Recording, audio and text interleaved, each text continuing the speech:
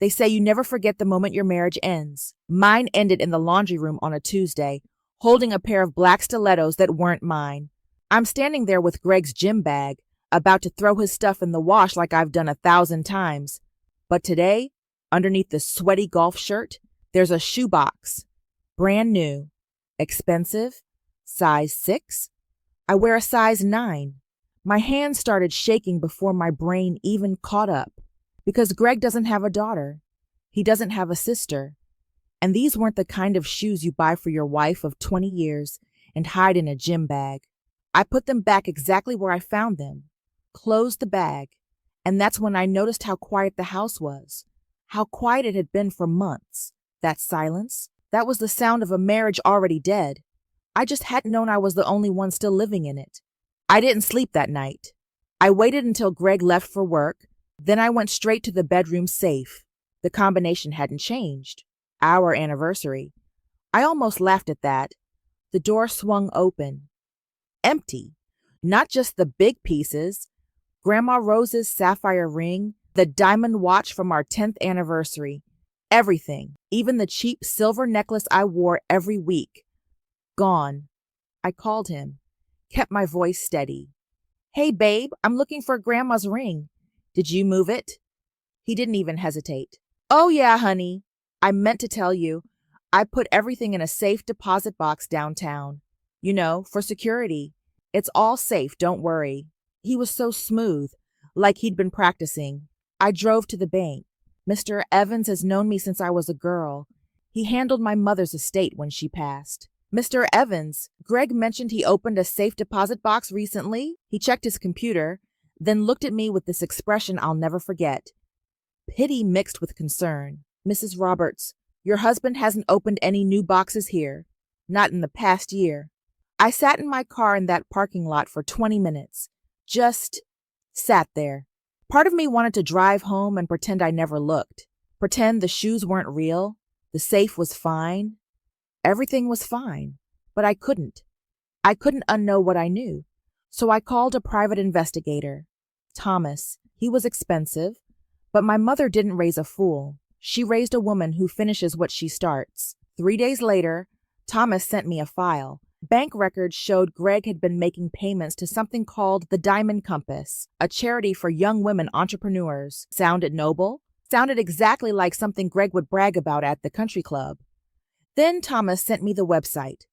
I clicked on our team, and there she was. Director and founder, Jada Mitchell, 26 years old, worked in accounting at Greg's company. Beautiful, smiling in front of a logo that probably cost more than my car payment. My stomach dropped. But what broke me was the Instagram photo Thomas found. Jada at some gala, wearing a burgundy dress, and pinned right there on her chest, not even hidden, was my grandmother's sapphire ring, the one my mother gave me the day before she died, the one that was supposed to go to my daughter someday. She was wearing it like a trophy. I closed my laptop and I cried. Not pretty crying, the ugly kind where you can't breathe. 20 years. 20 years I gave this man, and he gave my history to a girl barely old enough to rent a car. When I stopped crying, I just felt cold, clear, like something had crystallized inside me. He thought I was disposable, thought I'd never notice, never fight back. He was wrong. I called my attorney the next morning, Mr. Peterson, the one who handled my mother's estate. Mr. Peterson, I need to ask you about Southern Star Properties. There was a pause. Your mother's holding company? What about it? Does it still own the commercial building on 5th Street? Yes, ma'am. You're the sole owner. Has been yours for 15 years.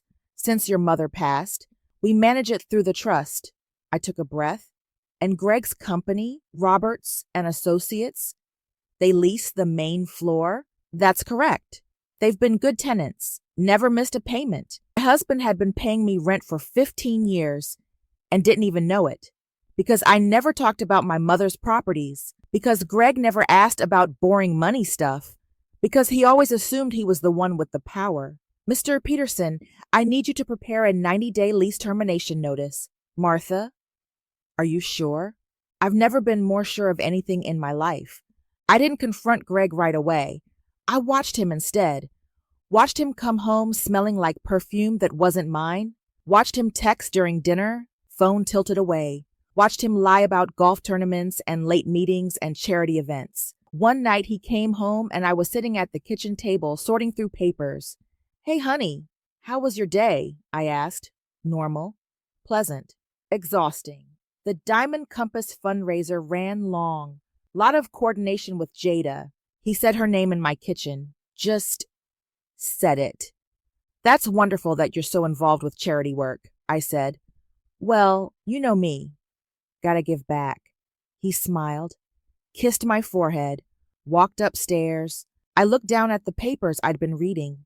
The lease termination notice, the divorce filing, the asset documentation showing every piece of jewelry as my separate property, inherited through my mother's estate. The next morning, Mr. Peterson served the notice to Greg's company. I was across the street in my car when I saw them come out. Greg and Jada arguing on the sidewalk. Even from a distance, I could see the panic. She was crying. He was on his phone, frantic. Their whole little fantasy was falling apart in real time. I didn't feel happy. I didn't feel vindicated. I just felt tired. Greg came home early, wild-eyed. "Martha, did you call my landlord? Did you say something to Southern Star Properties?" I looked up from my book. Why would I do that? "Don't play dumb. The lease is being terminated. We have 90 days to vacate. My entire company is in that building." "That sounds stressful," I said. "Have you asked the landlord why?" "I can't get through to anyone. Just some property manager who won't explain anything." I stood up, walked to my desk, pulled out the Southern Star Properties corporate documents, and laid them on the table. "You want to talk to the landlord, Greg?" "You're looking at her." He went white, actually swayed on his feet. What are you talking about?" "My mother left me the building 15 years ago. You've been paying me rent this whole time. You just never bothered to ask about my boring inheritance." "Martha, listen." "No, you listen." My voice didn't shake. "I know about Jada. I know about the Diamond Compass. I know you stole my jewelry to fund your mistress's fake charity. And I know she's been wearing my grandmother's ring like a cheap accessory." He collapsed into a chair. "I can explain. It's not what you think. Here's what I think. I think you saw a younger woman and decided your wife was obsolete.